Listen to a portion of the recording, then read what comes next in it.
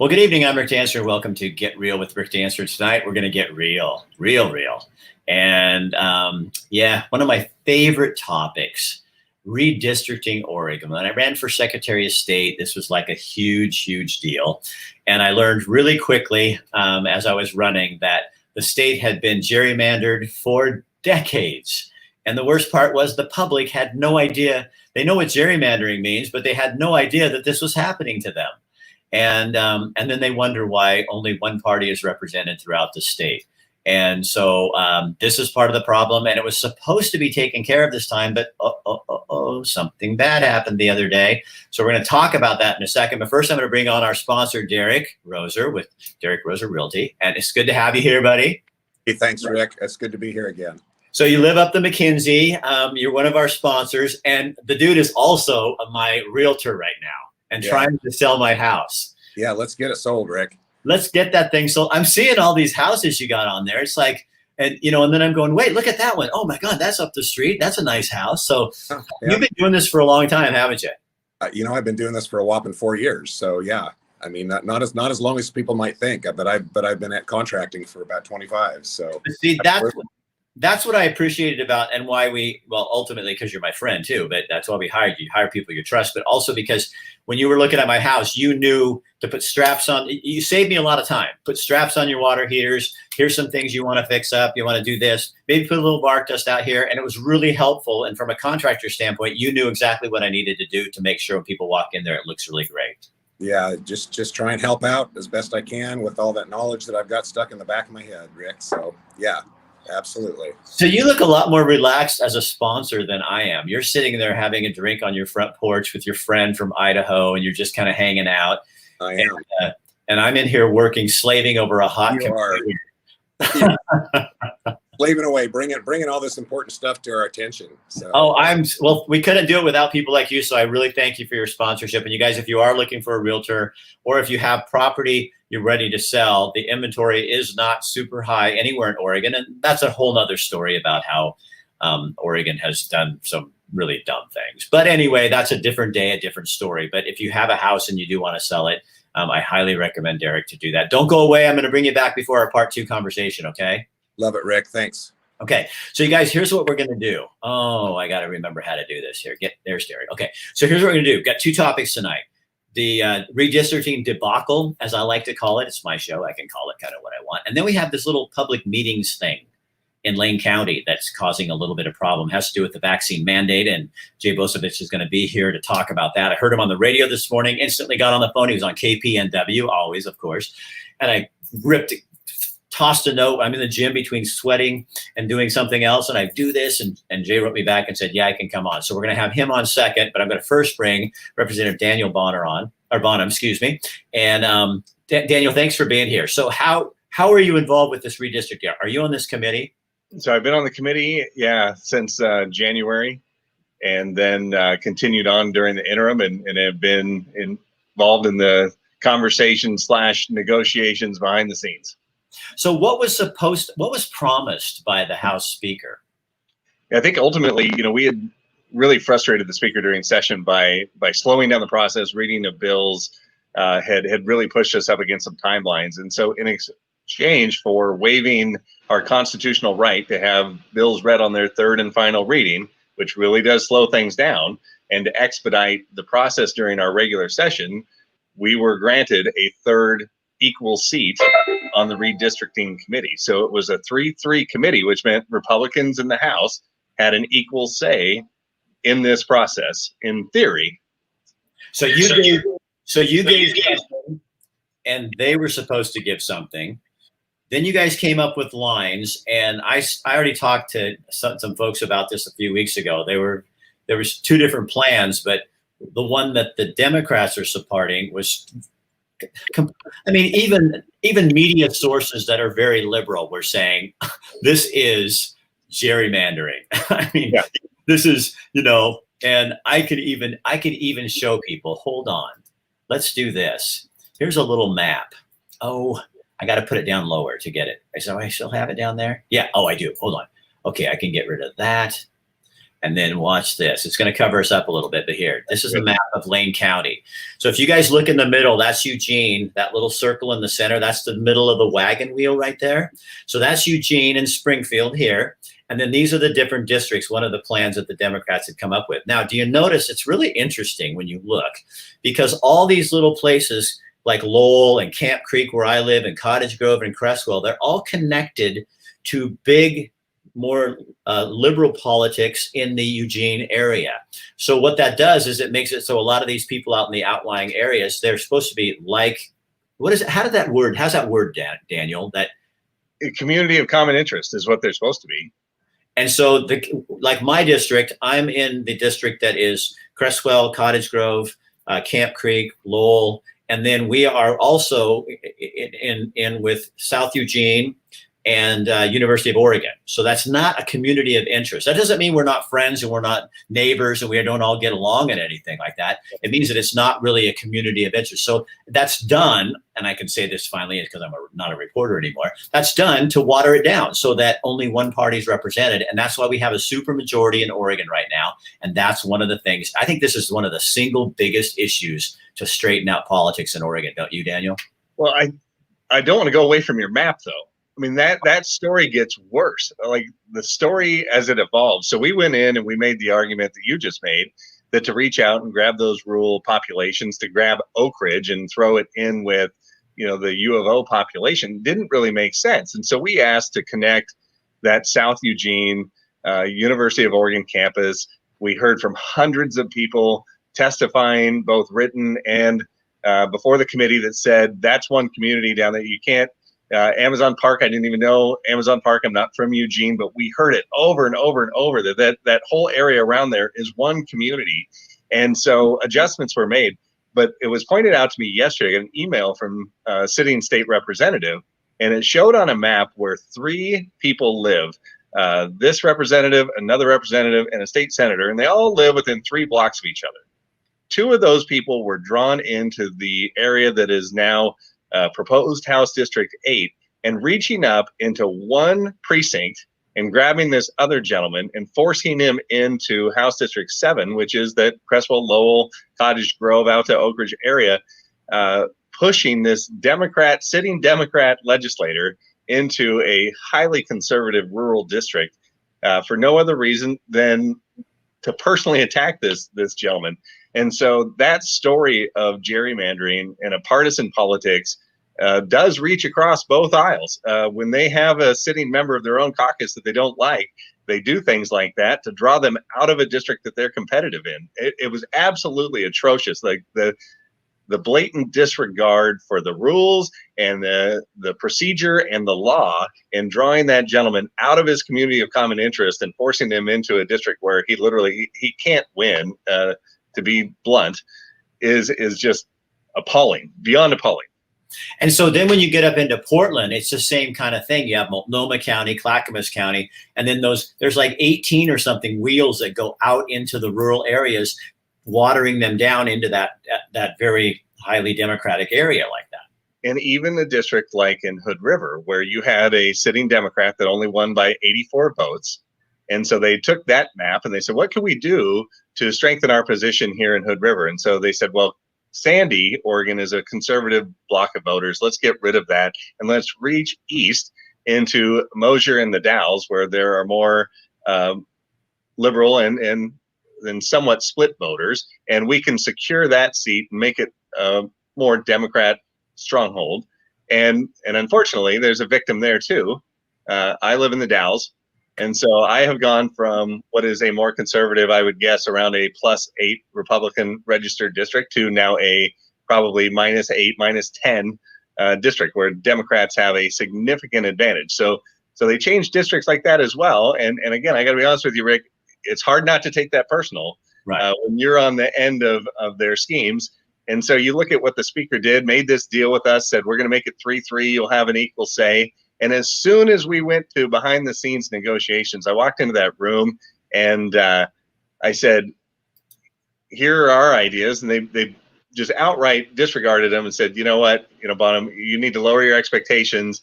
And I said, well, how do you expect this to get through the House with a 3-3 committee if you're going to completely disregard the majority of our ideas?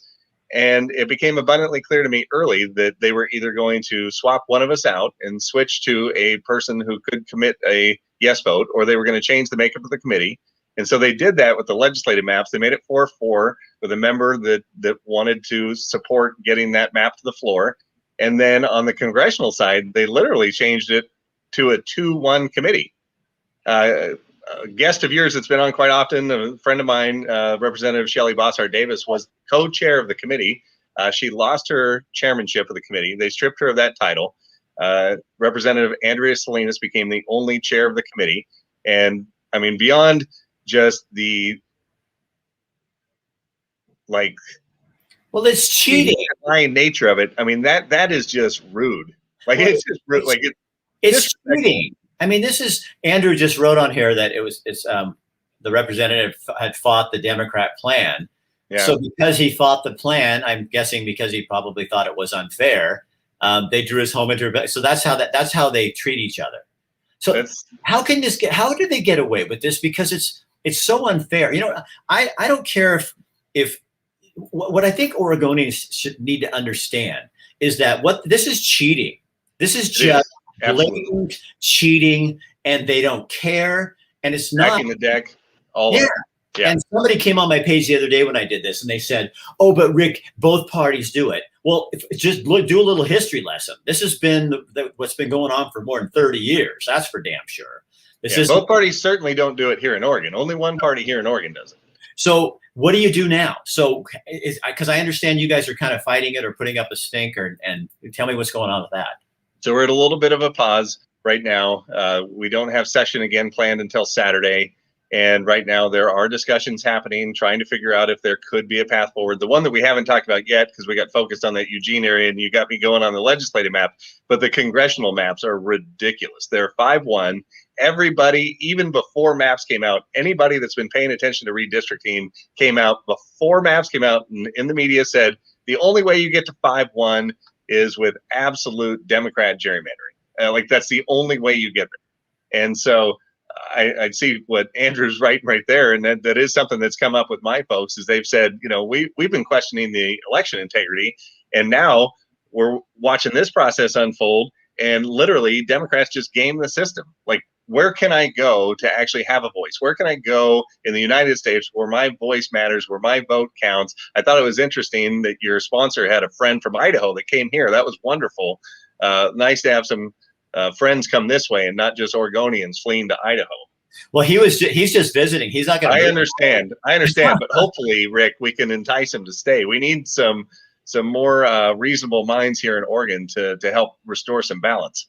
You know, I heard someone was asking, was somebody that I know was moving to Montana, and they said something to the people, and they said, well, don't come here if you're going to organize us because we don't want you.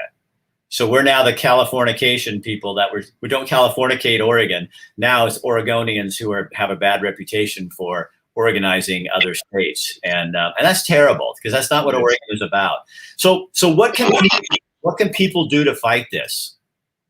Honestly, we need, first and foremost, everybody to raise a voice. People need to be reaching out to the governor's office. People need to be reaching out to the speaker's office, to the Senate president's office, saying, stop this nonsense and do what's right. And then secondly, we need to re-energize the conversation on an independent commission. This has to be taken out of partisan politicians' hands. Let the people draw the maps. Don't allow sitting legislators to pick their voters. Let the people decide how they're going to organize themselves to elect proper representation. So if this process gets all boggled down and nothing happens, it goes then, here's a scary thought, then it goes to our current Secretary of State, which is just it's gonna be, then we have no control at all. I will say I have a little bit of hope because she was put on record by Senator Hass when he ran his campaign against Secretary Fagan. In that preliminary primary, he put her on record as committing to a People's Commission and supporting an independent commission. She has put the word out, and she's had 760 entries of people from the 5 current congressional districts have reached out and signed up. Now, the question will be how much power and authority those people have in the process, or whether or not she and her labor union friends will just completely override them. But she's committed to that process, and I believe we can help hold her to an account that she should allow for those individual voices from throughout the state to help draw a nonpartisan map. I think it could be a process that could work if she has more integrity than the Speaker of the House. Right, because the Speaker of the House promised something and took it back. So right. Maybe that's where people in Oregon can get involved, is you start writing the Secretary of State and saying, if you end up with this, here's what we want. Do you live up to your promise of what you said you were going to do? Yeah, we need the people to do that. We need the people to write their sentiments, not take talking points from their labor union friends or from their partisan friends, period, but to say what is truly on their hearts for what they want their representation to be. We need them to see what their community is and then convey that back to those who are engaged. What's sad is what Josh was writing right here is how do you fight against the growing apathy and disengagement from the political system? And I think that's the thing that Speaker, she's not looking at, or maybe they don't care. But you're totally frustrated. People are just throwing up their hands and going, nobody ever listens. They don't do what they're saying. And the sad part is, I don't think they care, because then they can do whatever they want to do anyway. Because honestly, voters are what get in the way of this party bullshit. Right. But you've got currently, I think you've got 25% of the state registered Republican, 34% registered Democrat, and then 40% of people don't want to be affiliated with either party. So either they were signed up through Motor Voter and they were forced into a system that they didn't want to be a part of, or they've been a part of a party and said, I no longer want to associate with either partisan politics or your specific party's agenda, and I just want to be on my own. How do we capture those hearts and minds? I mean, that's honestly what I've been thinking when they drew me into a district that I most likely can't win. I've been thinking, what do I do with my life for the next few years while I still am young and have energy? I remember in Back to the Future, elect Mayor Goldie Wilson. He drove around with a van with a big loudspeaker. And I thought, that's what I need to do. I need to drive around the state and let people know what the current parties stand for. And I think a lot of people who are Democrats because their parents were, and they grew up with an ideal of what that meant to be, caring for other people. There are some wonderful values that historically the Democrat Party has stood for that they no longer stand for. And they are the party of big government. I remember Bill Clinton saying the time for big government is over, right? Like, that time has ended. And all the government has done since then is grown. And there are people that just want to continue to see government take over aspects of our lives, restrict freedom, restrict liberty. And I think most Oregonians like their individual freedom and their individual liberty and want to be able to pursue happiness the way that they believe that they should. And I think there's a sentiment there. And those people really should be identifying with the Republican Party here in Oregon, regardless of how they feel about the national Republican Party. The Republican Party here in Oregon really is standing up for the individual. And we need to make that clear to folks. So last question is, Josh says, which organizations are key stakeholders for this effort, and how can we support them and to support you? That's a tough question. I mean, I can tell you that we as House Republicans have felt very much on an island in this process. And I wish I had an organization that I could point directly to, but I go to the grassroots people. I go to the National Federation of Independent Businesses, NFIB, kind of the local people that are truly out beating the streets, connecting with people, your local chamber. I even go so far as the nonprofits like Rotary and Kiwanis, like the people that are actually trying to have a positive impact in their community. I love those people, and I'm proud to be one of them. We're Rotarians and going out in the community and trying to affect positive change. And so that would be my request, and find a local congregation of your faith and join those folks and go out and touch people in your community. I think that's how you do it. Politically, we've got a PAC, Evergreen Oregon PAC, that we're trying to fundraise to push an agenda that is to try and lift all life rafts here in Oregon and restore some personal freedom for people. So, if that's a place that you want to invest, we'd love to have you. And quite frankly, connect with us on Facebook. We'd love to get to know you, period. All right. Daniel, thank you so much for joining us and being here and talking about this. Honestly, really, thank you for fighting this thing. I just hope people understand how important this is, because I do think people need to remember the power is in the people. And if there's 10,000 of us that go on there and start complaining, not complaining, but saying we want fairness and stick to the message. We just want fairness in Oregon, and if it's fair and the Democrats or the Republicans own the process, or are a little bit ahead, but there should never be a super majority in Oregon of any party, none. And we should expect our politicians, when they give their word, to honor their word. Yeah, you would hope. And when people have ambition and they want to run for other office and higher office, stuff like this should impact elections. You mean if somebody was going to run for governor? As an example. Wouldn't you want your next governor to be somebody who, well, I guess that would be keep their word? Yeah, I will. That's a rhetorical question. Don't answer it. You still have a job. In case you don't know, folks, you're going to have to catch up on stuff. Daniel, again, thank you so much for being with us. Thank you, Rick. Have a good night. Hi, man. You too, man. So what do you think of that, Derek Roser? This is awesome conversation. I'm a native Oregonian. I mean, I was born in Eugene. I can't get much more native than born in Eugene, Oregon. So to just see the eyes getting opened, it's pretty awesome. I'm not a political real person, but I just see this. I see this. All my family that lives around here are all hardworking people, and well, it's fairness. I mean, it's like, we thank you for sponsoring, but it's, treating people. I love a good fight, but God, not when you tie the other person's hand behind their back, or both hands behind their back, and say, oh, well, we're winning all the time. And that's what's going on in Oregon. And that is not Oregon. That's not that's not us. It is not. It is not. I hate to see the dictatorship that's happening and coming down on us as a native Oregonian. Our freedom matters here. So, well, thanks to you and your sponsorship here, we get to do this kind of stuff, and I do appreciate you sticking with us. Yeah.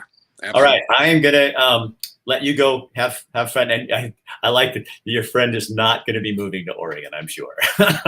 All right, Derek. Thank you, buddy. You're welcome, Rick. Thank you. So you guys, if you're looking for a realtor, he's my realtor right now. Check him out. Find out more about him. Derek does a really good job, and he's got great people working for him. Okay, let's continue this. Jay, how you do? You heard all that. You've been here for Oh, I love your title, Human Homo Sapien. Jay Bosevich is a county commissioner for Lane County, and heard him on the radio on KPNW this morning talking. So why don't you kind of just let us know what happened? You're a storyteller. Tell us what happened here. Yeah. Well, first I just have to say kudos to Representative Bonham. He's doing great work, and against the evil empire. I don't know, just people that don't keep their word. Yeah. But here in Lane County, people are aware of, we've had kind of this history of violations of public meeting laws, and something called the book club, and secret meetings, lawsuits, and everything. And that's part of how I ended up getting elected to the Board of Commissioners, was it kind of put a taint on the existing Board of Commissioners. And there was a pretty big turnover in that 2010 election. And I ended up, starting as commissioner in 2011 on the tails of that scandal. And voters paid over $1 million in that to settle that whole thing. Yeah. One of the first things I did as a commissioner after being sworn in was work in executive session to settle that lawsuit that occurred, former Commissioner Ellie Dundee against Rob Handy et al. And it cost the county $1.5 million. And this was because they did something in secret. Yeah. They were holding meetings in a way that they thought got around the public meetings law, where they were rotating one shy of a quorum of the budget committee in these meetings, where they would rotate who attended, so everybody knew what was going on. So quorum was involved, but they were planning how they were going to change the budget to get these extra help which were going to be actually the people that ran the campaigns for those commissioners as staff in the commissioner's office, while at the same time cutting 84 jail beds from the jail. So now let's bring it up to this last week. What happened? This something not the similar that way, but public meetings law there was a stretch here. Talk about that. Yeah, and that's, I tell that story so you understand how hypersensitive I am about public meetings law. So fast forward to September 1st, and we go into an executive session based on the exemption from public meetings around labor negotiations. We're presented at the beginning of the executive session 5 options for dealing with the issue of whether or not we wanted to institute a vaccine mandate for Lane County employees. And they range from an option that was do nothing to the most restrictive option, which was a mandate with no exceptions. And there were a couple of things in between. So this is being talked about in executive session based on the fact it's supposed to be labor negotiations. Well, that's really not a labor negotiation issue, other than the only thing that's related to labor negotiations is it's a change in work conditions, which is something the unions can demand a bargain over. And that's something that's well known by all the commissioners and is public information. So there was no reason to be an executive session for this. But even worse than that is we discussed those 5 options. We were presented information from staff about those 5 options. We heard from the division directors and the elected division directors, the sheriff and the DA and the assessor, what they felt about the 5 different options. And then we basically, as a board, talked about those 5 options and then weighed in with what our preferences were. And the public knows nothing about this. Yeah.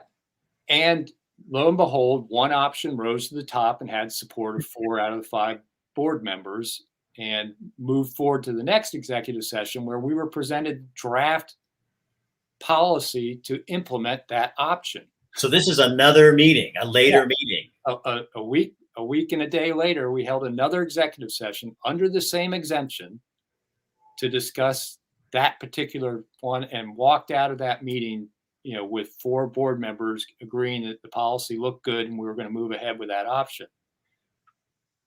That was making a decision in my mind. You can't start with 5 and end up with 1 in a draft policy. Right. If there wasn't a decision and a quorum of the board was present. It's the very definition of what you're not supposed to do under Oregon public meetings law. So my first opportunity to remedy this, although I brought it up at the end of the exec session and was kind of, oh no, we're okay. That I thought we were violating public meetings law and really needed to do this in public. My next opportunity to remedy that was at yesterday's board meeting, because it was the first public meeting we've held since those executive sessions, almost 2 weeks later. And so it was unfortunate I had to wait that long, but I was successful eventually. They put me off till the end of the meeting when the public wasn't watching to make a motion to release the tapes of those 2 meetings. And I did manage to get a 3-2 vote. And unfortunately, I can't understand Commissioner Buck and Commissioner Trieger voting against the transparency. Whether you thought we violated public meetings law or not, the transparent thing to do was to vote to release those tapes. So those tapes are being made available eventually, and people can watch, hear the discussions of how the board came to that decision to mandate vaccines for our employees. Whether you agree with the mandate or not, right. The issue I have is we did it behind closed doors. So can those unions, is this going to open a can of worms where, since it was done, and let me say this and you can correct me, feel free to, it's done, is that illegally? That might be too harsh of a word. It's somewhat too harsh of a word, because technically the county administrator could have done this without involving the board. He has the power. He has, he manages personnel policy at his level. Okay. We manage him, he manages the personnel sort of type thing, but he involved the board, and the board ended up choosing the option I think that he wanted to go with. But if the board had all said, you know what, we agree with Commissioner Bozovich, we like the do nothing option, do you think our county administrator, who reports directly to us and has to, do an annual review with the Board of Commissioners, and we agree whether or not to, extend his contract for the next year, do you think if the majority of the board had said we like this other option, that he would have done anything other than what the majority of the board tended to in that meeting? Right. So it was a decision-making meeting. So Josh wants to know, so it says meeting violation, can the mandate be struck down? Like I said, ultimately the county administrator had the power to implement that mandate without the board support. What people can do possibly is sue the board over having violated public meetings law. I'm kind of hoping the fact that we're making the tapes public will give us some kind of affirmative defense around that. And we won't waste taxpayers' money on lawsuits so much. But I do think it's going to make, it's going to give the unions the ability to say, you guys really should have talked to us first. Why weren't we involved in the decision making? It's going to give the public the opportunity to say, we should have had some opportunity to know you were thinking about making this decision and been able to give public comment during public comment period around this. It just doesn't look good. I don't know if we can throw it out because of that. But the interesting thing is, I heard today on the Lars Larson show when I was driving back from my tour of the jail, we do an annual tour of the jail. I wasn't in jail for other reasons, that the governor's postponed her mandate for another 6 weeks. Another till, I heard today it's till November 30th or something? Yeah. So, and answer Matt real quick. It was Commissioner Buck and Commissioner Trieger that voted no against the transparency. Yeah, that ought to work well. So, yeah. So what do you think of the governor? Why? If you can comment, I'm just curious. I mentioned this. I do my own internet radio show too, which you're aware of, which I'd love to have you as a guest on sometime. Oh, I do it. I'll totally do it. Yeah. I'll even keep no F-bombs. I'll be really good. Yeah. Well, it is internet radio, so you can still do the F-bomb if you want to. But we talked about it today that there's been this tendency from the White House on down through the governor's mansions to county level where things are being done dictatorially. The decisions are being thought about, discussed, and deliberated outside public sight and just announced. Yeah. And that's just not good government.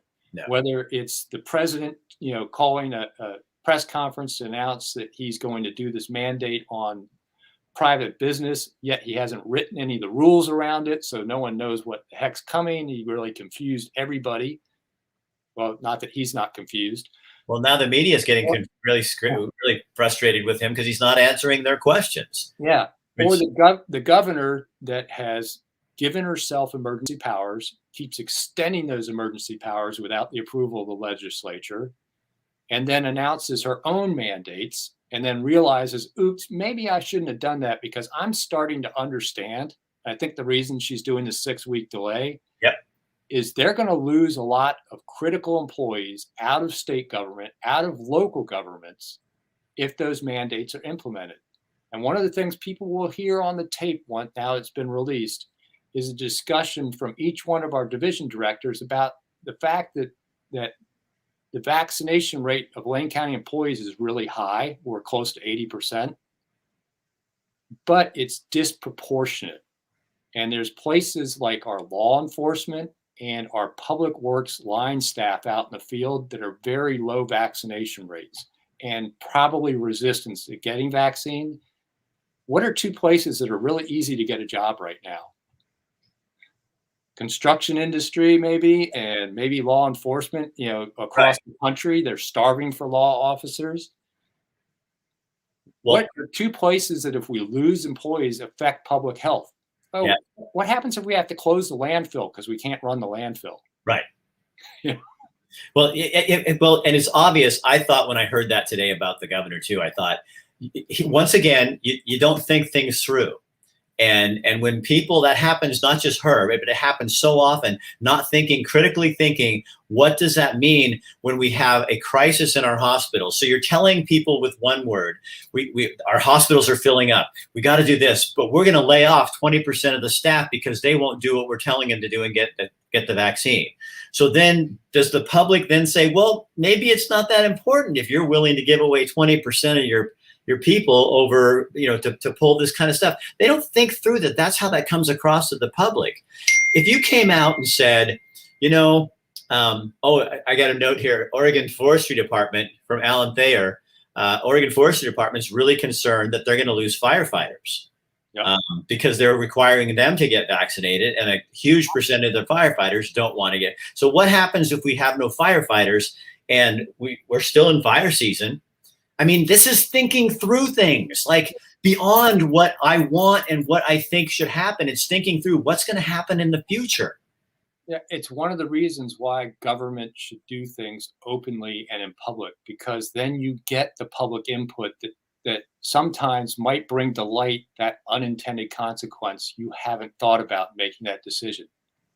If the governor maybe had been a little bit more forthright and talked to more people, she might have understood that issue. Yeah. There's another issue of disproportionate vaccine rates that no one's talking about in these mandates. That is that our minority and BIPOC population has a lower vaccination rate than our, white males like you and me. Right. What's going to happen when we start, letting more minorities go over this mandate than white people? Do you think maybe that might be a civil rights lawsuit? Should be. Yeah. And see, thank you. I love doing this. I love having these conversations because I hadn't even thought about that. And think about historically in this country, our history of medical experimentation on those populations. And you're asking them to take a vaccine that some people don't trust. Right. And then now you're going to mandate it on those populations. And these are the same social justice warriors that are always talking about how we have to think about, systemic racism and social justice and the impact on these underrepresented communities. What are vaccine mandates doing to those communities? And the big question for me is, do they even build trust? Are they going to be successful? There's more people in the general population that are vaccine hesitant than are government employees. But watching us have to force government employees to take the vaccine does not build trust in that larger population outside of government. Right. And they have so many people so scared. And you're hearing this too. I know you're getting letters. It's because you're giving up retirement. They're giving up their careers. And people go, well, that's their choice. They could just get vaccine. That's not the point. And it's like, and people aren't thinking through this. You know what I think, Jay? I think if the second round of times, that this new lockdown, variated lockdown. But I think if the governor came out and you said, this is science and there's a lot of things that we've made mistakes on and this hasn't been clear. We've been going with the punches and doing this too. What I'm going to do is our numbers are coming up. We're having a problem. I'm going to ask Oregonians to wear masks. I'm going to ask Oregonians to socially distance, limit their exposure to other people. And I'm going to ask Oregonians to get the vaccine. But I'm asking, I'm not going to mandate anything. You're adults, you're peaceable. I think you should go out and do what you think is right, but I would hope that you do what you think is right for you and your neighbor and everybody and consider all that and then leave it. Because you know what? I think you get a lot more buy-in than this heavy-handed approach that we've had from the beginning where it's like, here's what you're going to do. And you know what I mean? And I even heard that health departments were saying, Governor, please don't talk about this because you're like the worst spokesperson in the world when it comes to doing this because nobody trusts you. Yeah. And it's the approach I've advocated all along is education and requesting people to voluntarily take steps and doing the steps that they feel comfortable in those many layers of protection we can provide, from good hand hygiene and washing your hands, wearing a mask, up to probably the most effective, I believe, is getting vaccinated. But some people aren't willing to go there. But just don't. If you're trying to use the force of government to change behavior, you get resistance no matter what. Right. Yeah. And the other thing I've always wondered too is that with the health, and the health aspect of this is, we all know the most volatile and vulnerable people are heart disease, heart diabetes, obesity, all those things like that. To go along with this masking and social distancing campaign, why did the state never put money into how to eat right, how to get healthy, how to exercise, how to take care of yourself, to really be preventative, which we claim the reason we have few hospital beds is because we've been focusing on prevention. Why didn't we focus on prevention during this COVID thing? Instead of all it was react, move, instead of going, and while you're doing that, take time to think about what you're eating and how you're eating, and do a whole public campaign on that. That would have made me think you really are serious about this. But to me, it just became a scare tactic. Everybody do, and I think a lot of people just didn't buy into it. Yep. And it doesn't build trust. Right. And that lack of trust now is what we're fighting against. And they built up that distrust by trying to be forceful. Yeah, this is what you get, man. And then people like you who understand that, you have to deal with you're lumped in with all those people. I try not to go, and the county commissioners did this today. I try to figure out who's doing what, because it's like, let's put everybody in a box and say, you're all these, and thank you for sticking up. And as a reporter or a former reporter, open meetings laws in public, that is so damn part of our core being. So thank you for standing up. And I mean, that takes some guts to stand up against the people you're working with. And, and saying, we really need to do this. And I think the two people that sided with you as well. The other one, I think that's going to come back to bite them in the ass. But you know what? You don't hide things from the public, whether it's purposeful or not. And when you figure it out, you ask for forgiveness and you move on. And that's basically what you guys are doing. Yeah. And as an elected official, you should always understand anything you say anywhere, even if it's in executive session, even if you say it to somebody in confidence, you should never say anything you don't want the public to know. Yeah. Yeah. Trust me. I've lived my whole life that way. Yeah. So, Jay, thank you so much for taking your time and joining us tonight. We really do appreciate it. Okay. Thank you. And thank you for getting this story out there, and also the story on redistricting, because it's coming next to Lane County. Yeah. Oh yeah. You know it. Thanks, buddy. All right, there you go, guys. So much we could say. Yeah, you know what? I think what I'm just going to say here, because this is the truth, and it has nothing political or anything like that. This is your state, okay? You are Oregonians. Governor Brown, Tina Kotek, the legislature, the judges, the Supreme Court of Oregon, they work for you. And right now, we've let this thing get to a place where we're working for them. So the tail's wagging the dog. It's time the dog wagged the tail. And it isn't going to happen by being angry. It's not going to happen by sitting on your ass and doing nothing. It's not going to happen by complaining on Facebook. It happens when people, and I think that's what's happening. My personal opinion, I think we're going to go a little lower. I think it has to begin to be painful, not just on government workers and people like that, but I think until we all band together and stand up to this shit, it isn't going to change. And we have to understand the value of our freedom, the freedom to make our own choices and our own mistakes. And we also have to understand the way the Constitution works, and that those people are public servants. You and I are the public. They are the servant. Right now, we have allowed ourselves to become the servant, and they are the Almighty God. Well, they are not the Almighty God. And Kate Brown is not in charge of me. She works for me and you. So redistricting is a huge deal, and you need to get involved and write the Secretary of State and say, if you get this, you promised to do it fairly, and we're watching. And then you watch the people that are, I'd send Tina Kotek a letter too and say, shame on you. Be nice, but shame on you. You stepped out of line. You made a promise and you didn't keep it. Because you guys, fairness is everything. If we don't have fairness, then we're being misrepresented. And Oregon is not, I don't think we look like this. I think this is a manufactured way of looking at Oregon because of all that meddling and gerrymandering and screwing around with things and cheating that's gone on for decade after decade after decade. Secretary of State Phil Kiesling, a Democrat, tried to fix that. He was the last Secretary of State who drew the lines fairly. And then he wanted to run for governor, and his party and the unions blackballed him because he didn't do their bidding. He didn't cheat like they wanted him to. So he went on to be a very successful dude and a really cool guy.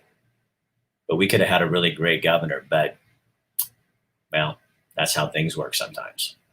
So we can change it. It's, do we have the will? So we can't do these shows without our sponsors.